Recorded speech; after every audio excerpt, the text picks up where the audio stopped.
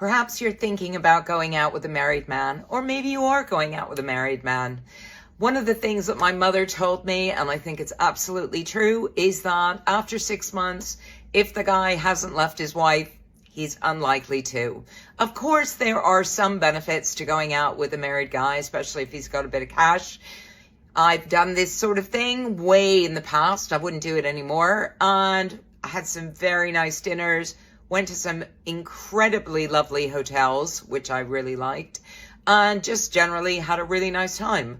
But the downside was, couldn't ring him up in the middle of the night or pretty much any time when I knew he was with his family, because I knew he wouldn't pick up.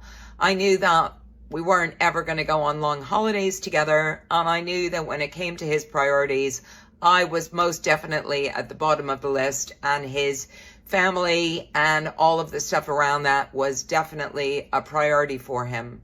I also know that if you are also married and with a married person, then perhaps you're both on a fairly equal level and you recognize the circumstance that you're in and you just make the best of it. But when one of you then becomes not so married, i.e. divorced, then of course the dynamic can very quickly change, because the divorced one realizes they don't have to put up with all that limited time that their married partner has available, and they don't have to put up with being way down on their list of priorities. They can find somebody who's equally available and have a lot more of a equal relationship with that person, and I suspect it's a lot more fun. So, those are my thoughts on going out with the married guy. Wouldn't do it again, but can recognize the benefits when I was in that situation.